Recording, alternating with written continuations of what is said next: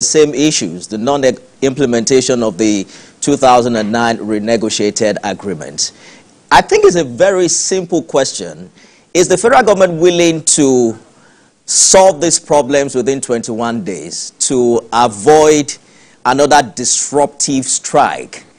Is it feasible? I think it is. We have the will to do that, and I believe the leadership will also have the disposition, because I don't think the ASU will be quite interested in going on strike.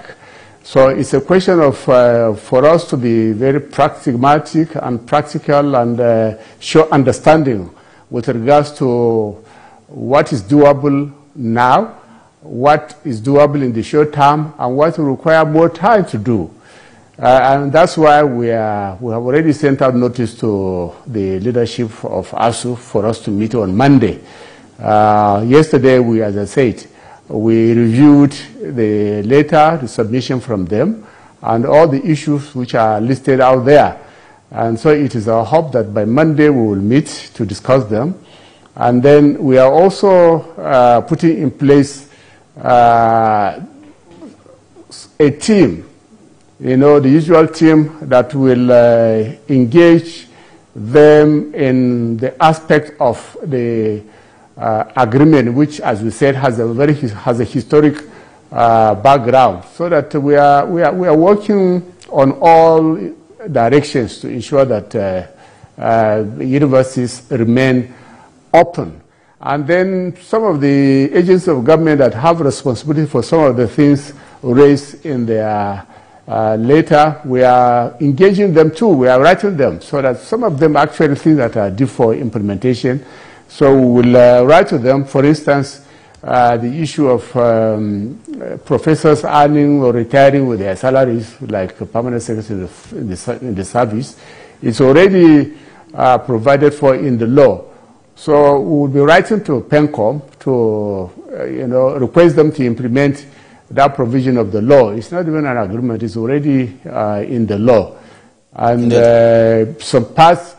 some aspects about some of the funding, like needs assessment, what has been agreed on in the past, we are discussing, approaching our colleagues in finance, and some of their allowances, so that we can get a figure, we can put a figure to some of these things, because some of them are still loose and not quite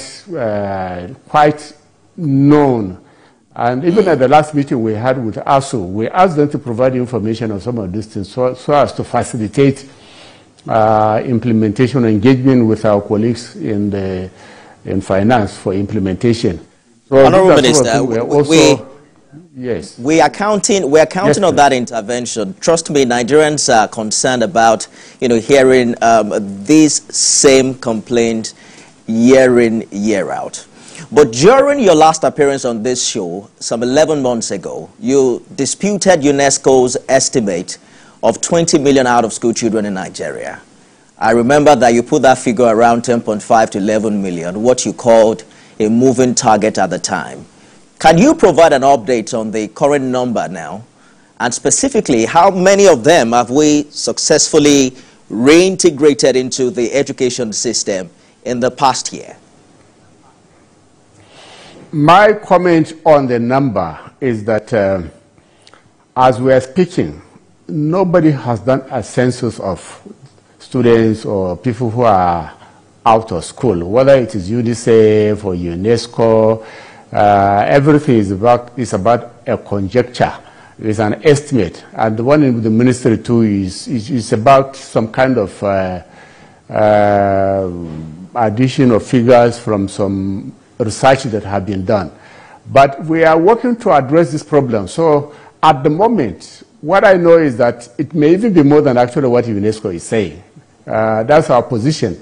The official estimate is 10-point-something million, but for me, we have to be very practicable. I believe it is something far higher than that. And so we are working towards getting the correct number through a census of learners across the country. It's a procurement process that has delayed us in commencement. We should have started some 2 months ago, but we are about getting over with that now so that we can do that. But at the moment, we'll be able to get some back to school. Some 2 months ago, we reported we'll be able to get back about 4 million children back to school. And then just 3-4 days ago, I have a report from the Almajiri and Out of School Commission that in Abuja here alone, they've been able to register about 22,000 young children for return to school this September-October school year. And this is just Abuja alone. They are fanning out to the rest of the states. So it's a project that we are ramping up so that those who are eligible, who are still young to go back to school, can be returned to school and continue with their education, while those who are too old to go back to school will now be given some training in various skills so that they can. So, Honorable Minister, skills and yes, it's accurate to say that the Tinubu administration has been able to get 4 million children back to school in 1 year, right? Correct. 4 million plus. Yes, 4 million plus, yes. 4 million plus. All right, while we're preparing for this interview, we asked our viewers to send in some questions, and we are inundated by a particular concern that we would like to share.